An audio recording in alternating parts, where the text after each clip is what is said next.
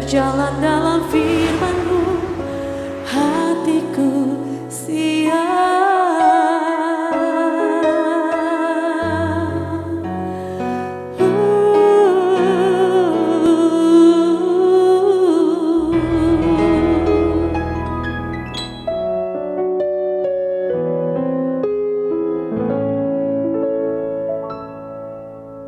Salam, God lover yang dikasih oleh Tuhan Yesus Kristus. Kiranya kita semua saat ini dalam keadaan sehat, menikmati kebersamaan yang indah, yang penuh kegembiraan bersama dengan keluarga kita. Mari kita mengakhiri hari ini dengan menghampiri tata kasih karunia Tuhan. Kita memuji, menyembah Tuhan, kita kembali merenungkan firman Tuhan yang akan mengiringi saat tidur kita malam hari ini. Apapun yang menjadi beban berat, menjadi permasalahan hidup kita, termasuk yang kita alami hari ini, jangan biarkan itu terus menjadi beban berat. Mari kita serahkan kepada Tuhan, karena Tuhan sendiri sudah menawarkannya kepada kita untuk menolong kita. Marilah kepadaku semua yang letih lesu dan berbeban berat, aku akan memberi kelegaan kepadamu. Mari kita masuk dalam waktu istirahat hari ini dengan damai sejahtera, dengan kelegaan, karena semua beban kita sudah diangkat oleh Tuhan. Mari kita bersatu dalam doa.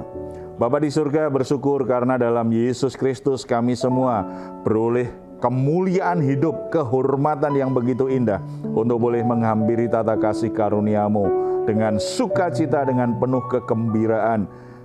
Oleh sebab itu Bapa, kami akan mengakhiri hari ini untuk masuk dalam hadirat-Mu, menaikkan syukur kami, menaikkan pujian penyembahan kami, dan membawa semua hal yang menjadi beban berat hidup kami. Karena kami percaya ketika kami datang kepadamu, Tuhan akan memberi kami kelegaan, memberi kami ketenangan, memberi kami damai sejahtera, sehingga kami bisa beristirahat dengan tenang, karena Tuhan yang sudah mengangkat semua beban berat hidup kami. Tuhan sudah memberi pengharapan yang baru, melimpahi kami dengan jalan keluar yang terbaik, pertolongan yang terbaik. Ini kami Bapa, kami rindu menikmati hadirat-Mu dalam nama Tuhan Yesus Kristus. Amin. Terima kasih Tuhan, sebab oleh kemurahan Tuhan kami boleh ada sampai hari ini. Ku sembah Kau Tuhan, ku mengangkat tanganku, selamanya Kau ajaib bagiku. Ku sembah Kau Tuhan, ku mengangkat wajahku, selamanya Kau hebat bagiku.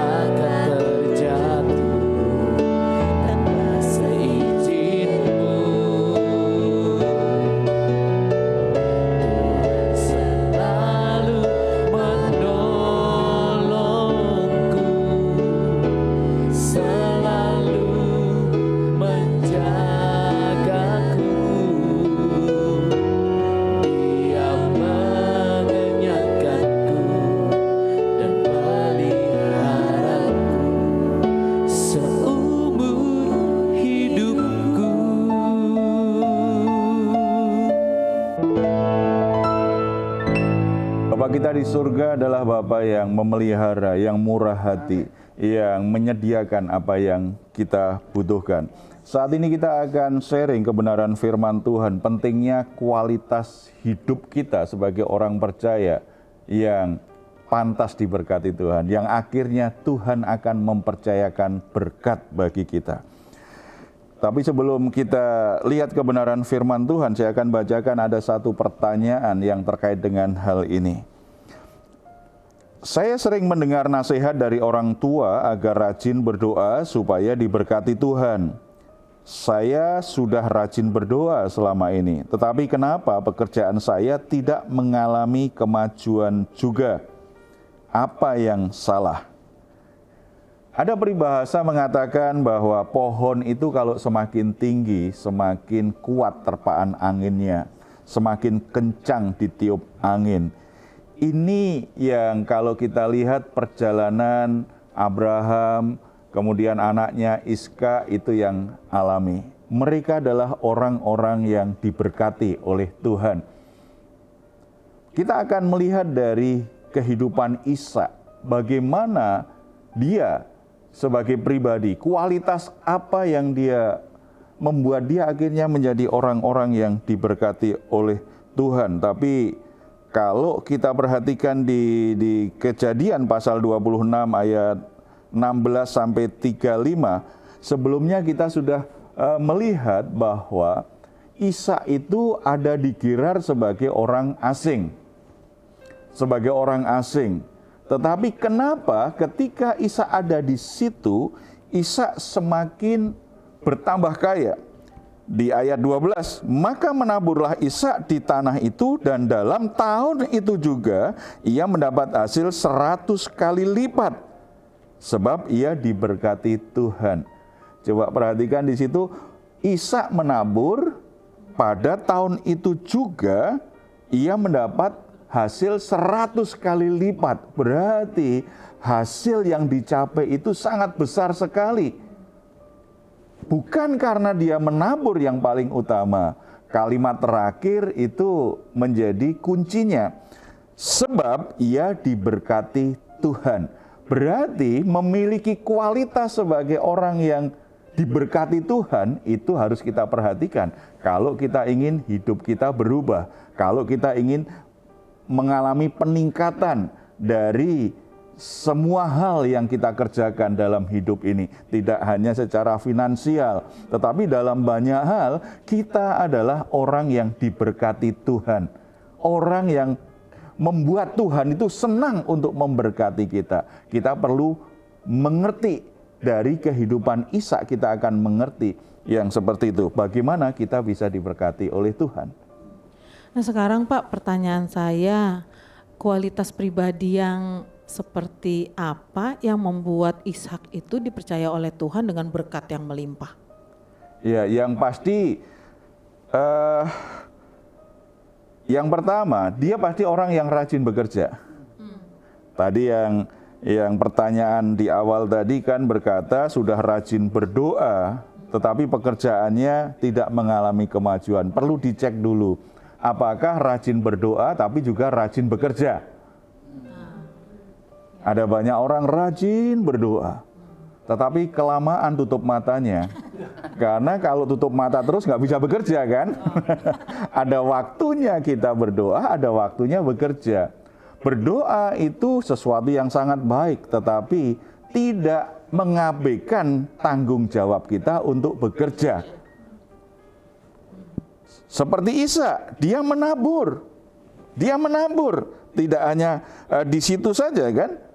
Bahkan Ishak ini kemudian ketika suatu saat ternyata diusir oleh Abimelek, dia ternyata juga kembali bekerja. Kalau kita perhatikan di ayat yang ke-18. Kemudian Ishak menggali kembali sumur-sumur yang digali dalam zaman Abraham, ayahnya. Dan yang telah ditutup oleh orang Filistin sebab sesudah Abraham mati. Disebutkannya lah nama sumur-sumur itu menurut nama-nama yang telah diberikan oleh ayahnya. Ini rajin sekali ini. dia menggali lagi sumur-sumur yang selama ini sudah ditutup, sumur yang sudah digali ayahnya. Itu berarti kan sudah lama sekali. Ternyata hasilnya juga sangat baik. Sumur itu mengeluarkan air yang sangat berlimpah-limpah. Berarti diberkati Tuhan juga yang dikerjakan. Bukan pemalas, bukan orang yang menyerah dengan keadaan. Ishak ketika mengalami kelaparan di tanah Kanaan, dia berjuang bagaimana karena situasinya sudah tidak memungkinkan, makanya pergi ke Gerar. Tuhan kemudian berpesan, kamu di Gerar aja ya, aku akan penuhi janjimu. Janji Tuhan untuk Abraham itu akan aku berikan kepadamu.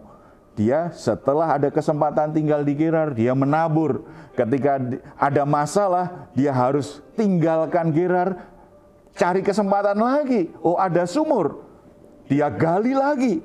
Ketika dia menggali di situ, ternyata membuat, ayat 20, lalu bertengkarlah para gembala Gerar dengan para gembala Ishak. Kemudian ada masalah, karena mereka orang asing. Jadi kadang-kadang memang orang asing kan membuat orang lain cemburu, orang setempat cemburu.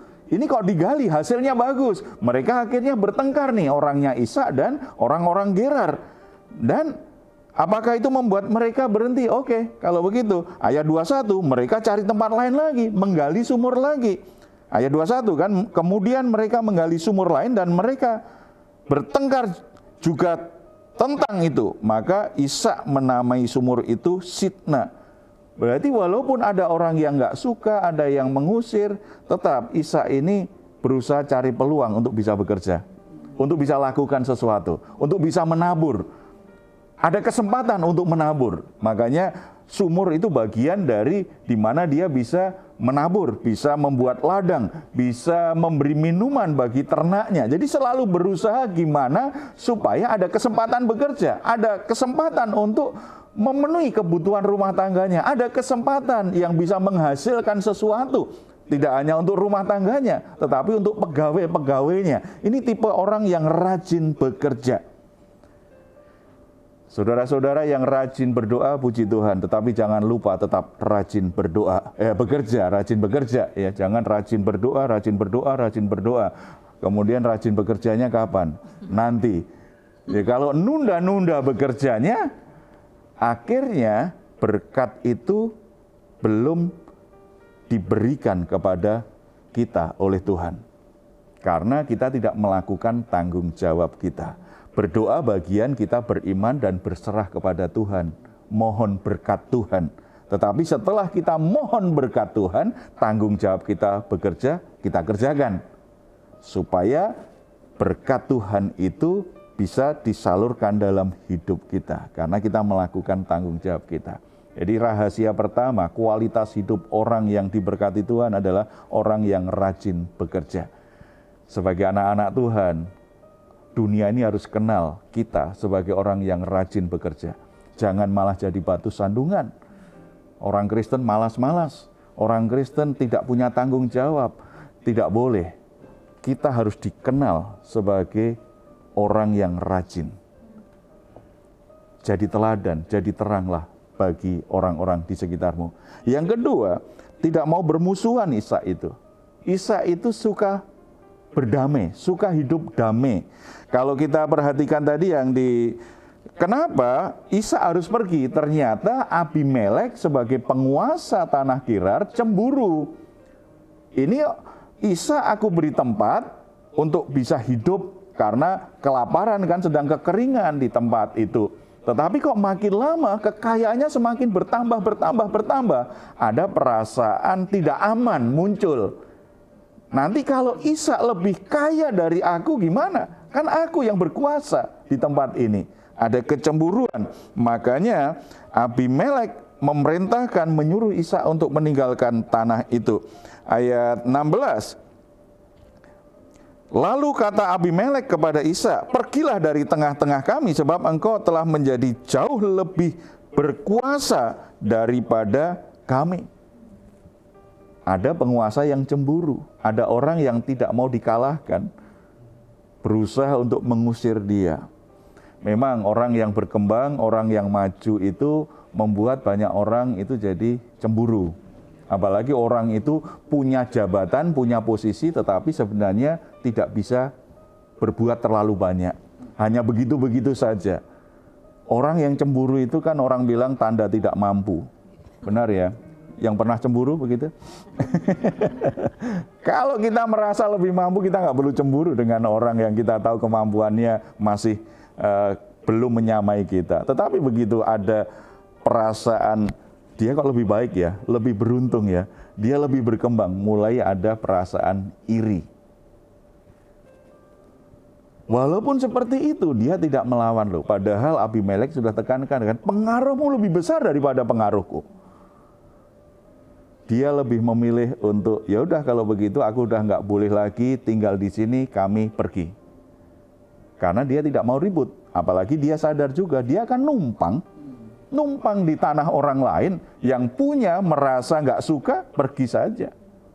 Ini kan beda dengan kebiasaan orang kadang-kadang sudah numpang di rumah saudaranya minta malah ngamuk.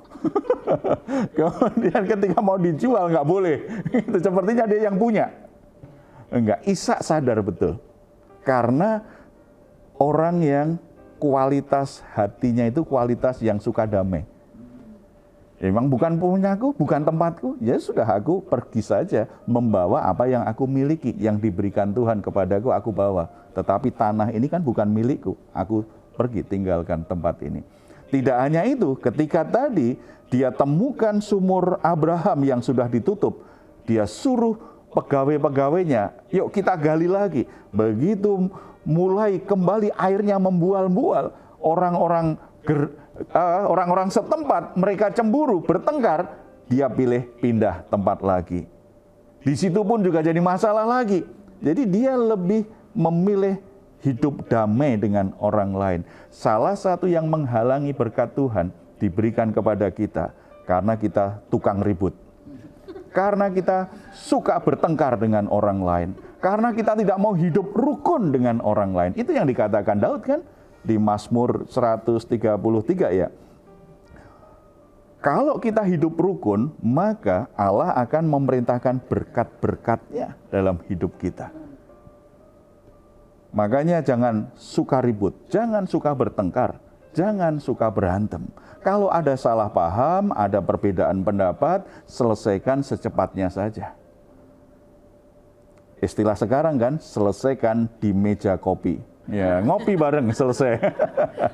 Artinya jangan dibuat lama-lama begitu. Jadi karena kita nggak suka ribut, cepat selesaikan saja. Ada waktunya kita ngalah, ada waktunya orang lain yang mengalah.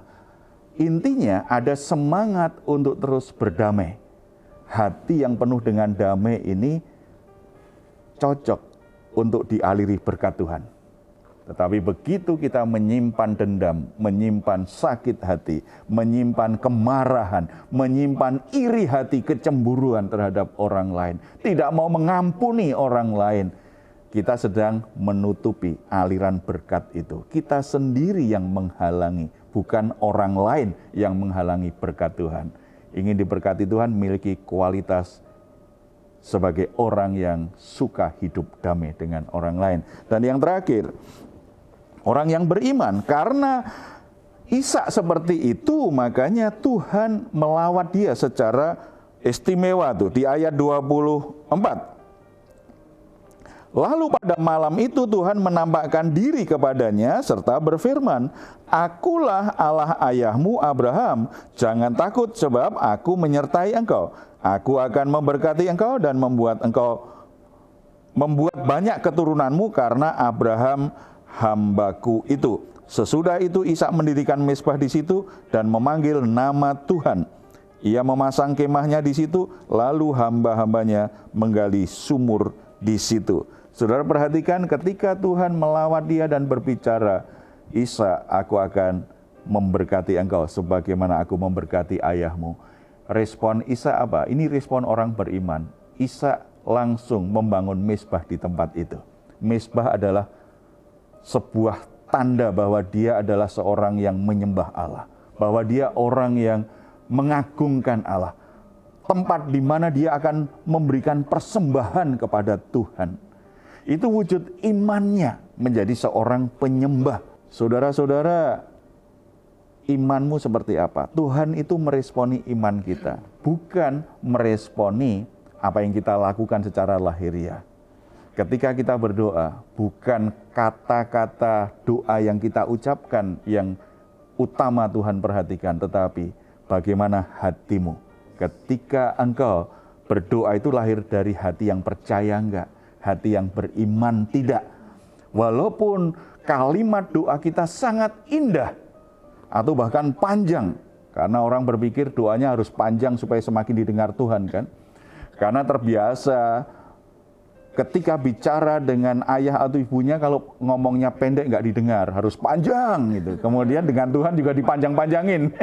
Jadi bukan soal indahnya kalimat atau panjang pendeknya kalimat doa yang diberi perhatian utama. Apakah ketika engkau berdoa itu kata-kata iman atau bukan? Atau hanya sekedar kemasan saja? Tuhan lihat hatimu, hati yang percaya atau tidak.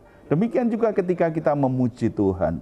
Ketika kita menyembah Tuhan, apakah itu lahir dari hati yang beriman atau tidak? Bukan suaramu yang bagus atau tidak. Bukan soal musiknya seperti apa. Tetapi yang membuat Tuhan mengalirkan berkat kepadamu karena kualitas pujianmu lahir dari hatimu yang beriman kepada Tuhan. Demikian juga ketika kita melayani. Pelayanan kita mungkin kita bisa rancang, kita tampilkan begitu indah, begitu gemerlap, begitu megah, begitu meriah. Tetapi yang Tuhan lihat bukan yang nampak lahir itu. Pelayananmu itu lahir dari hati yang beriman atau tidak. Makanya saya melihat banyak orang pelayanannya sederhana sekali. Bahkan mungkin fasilitasnya sedikit sekali. Dan orang kota akan bilang membosankan itu. Hanya gitu-gitu saja. Tetapi pelayanannya mengubah hidup banyak orang. Karena apa? Orang yang melayani itu lahir dari hatinya yang beriman. Ketika dia menyampaikan firman Tuhan, ketika dia memimpin pujian, itu benar-benar menyentuh hati orang seperti Roh Kudus yang menyentuh langsung hati orang. Membuat banyak orang hidupnya berubah. Saudara-saudara yang dikasihi Tuhan, kita semua pasti ingin diberkati Tuhan. Kita semua pasti hidup kita semakin ditambah-tambahkan oleh berkat Tuhan. Tuhan sudah menyediakan bagi kita. Bagian kita adalah menjaga kualitas hidup kita, supaya memang kita layak untuk dipercaya Tuhan dengan berkat yang lebih besar. Jadilah orang yang rajin, selalu berdamai dengan orang lain, dan segala sesuatu yang kau lakukan karena engkau percaya sungguh Tuhan itu Tuhan yang pantas engkau layani, Amin. pantas untuk engkau taati. Amin. Mari kita bersatu dalam doa. Bapa di surga, kami bersyukur karena di dalam Yesus Kristus kami adalah umat perjanjian, di mana kami semua diberi hak waris untuk menikmati berkat Tuhan, di mana kami semua ada di area berkat Tuhan mengalir. Kami bersyukur Bapa, karena kami orang-orang yang beruntung sekali. Kami orang yang sungguh bahagia sekali dengan status dan posisi ini. Tetapi seringkali sebagai orang percaya, hidup kami tidak berubah. Sepertinya kami seperti orang yang tidak diberkati oleh Tuhan. Firman Tuhan hari ini mengingatkan kami, pentingnya kami terus bertumbuh dalam kualitas hidup sebagai orang yang akan dipercaya berkat oleh Tuhan. Tuhan ampuni kemalasan kami. Tuhan ampuni kalau kami hanya mengemas hal-hal yang lahiriah. Bahkan ketika kami beribadah, ketika kami melayani, kami mengutamakan hal-hal yang lahiriah lebih dari hati kami yang sungguh-sungguh tulus percaya kepadamu. Tuhan ampuni kalau kami membiarkan hati kami diisi dengan hal-hal yang jahat, hal-hal yang buruk, hal-hal yang membuat kami terus-menerus berpikiran yang jahat terhadap orang lain. Kami biarkan kekecewaan, iri hati, kemarahan, sakit hati ada terus di hati kami. sehingga kami sulit untuk bisa mengasihi orang lain, untuk bisa hidup rukun dengan orang lain, untuk bisa berdamai dengan orang-orang yang pernah mengalami konflik dengan kami. Tuhan, ampuni kami. Hamba-Mu berdoa untuk setiap saudara-saudara yang saat ini bergabung dalam program ini. Bapa, mari Engkau memberkati. Engkau alirkan berkat-Mu seiring mereka meresponi firman Tuhan hari ini. Seiring mereka membuat keputusan untuk berdamai dengan orang lain. Alirkan berkat-Mu atas hidup mereka Bapa. Seiring mereka mulai ambil tanggung jawabnya, bekerja dengan rajin, alirkan berkat-Mu atas hidup mereka. Seiring mereka jaga hati mereka untuk tetap sungguh-sungguh percaya kepadamu, mengutamakan imannya kepadamu lebih dari hal yang lahiriah. Tuhan, alirkan berkat-Mu sehingga segala sesuatu yang dikerjakan oleh anak-anak-Mu, Tuhan buat berhasil karena Tuhan memberkati mereka. Tuhan membuka pintu-pintu kesempatan yang tertutup selama ini. Tuhan membuka sumur-sumur yang tertutup selama ini. Tuhan membuka jalan yang tertutup selama ini.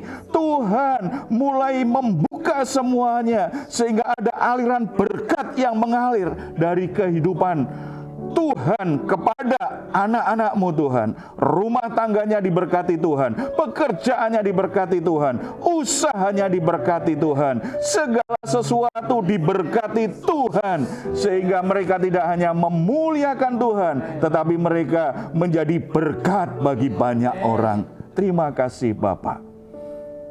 Tuhan juga memberkati hamba-hamba-Mu, Tuhan memberkati gereja-Mu, agar melalui berkat-berkat yang Tuhan berikan, pekerjaan-Mu itu bisa berjalan dengan baik. Hamba-hamba-Mu tercukupi semua kebutuhan-kebutuhannya, sehingga mereka tetap semangat melayani dan semangat untuk menjangkau jiwa. Tuhan juga berkati kota kami di mana kami tinggal. Tuhan berkati bangsa dan negara kami. Biarlah melalui berkat-berkat yang Tuhan berikan kepada kami semua, nama-Mu semakin dipuji dan dimuliakan. Dalam nama Tuhan Yesus kami berdoa. Amin. Saudara-saudara ingin diberkati Tuhan, jangan lupa tingkatkan kualitas hidupmu, supaya hidupmu memang akan dipercaya Tuhan dengan berkat Tuhan. Kalau saudara saat ini ada pergumulan-pergumulan dan membutuhkan dukungan doa, saudara jangan ragu untuk menghubungi nomor telepon yang tertera di layar saudara. Tim doa kami akan mendukung saudara dalam doa. Selalu percaya, tetap percaya, doa orang benar besar kuasanya. Kalau saudara ingin memberikan komentar atau masukan, silahkan menuliskannya di ruang komentar yang ada di channel Diaspora TV. Kami tunggu. Mazmur 4 ayat 8 sampai 9. Engkau telah memberikan sukacita kepadaku lebih banyak daripada mereka ketika mereka kelimpahan gandum dan anggur. Dengan tentram aku mau membaringkan diri lalu segera tidur. Sebab hanya Engkaulah ya Tuhan yang membiarkan aku diam dengan aman. Puji Tuhan, selamat malam, selamat beristirahat. Tuhan Yesus memberkati kita semuanya. Salam. Ku sembah Kau Tuhan, ku mengangkat tanganku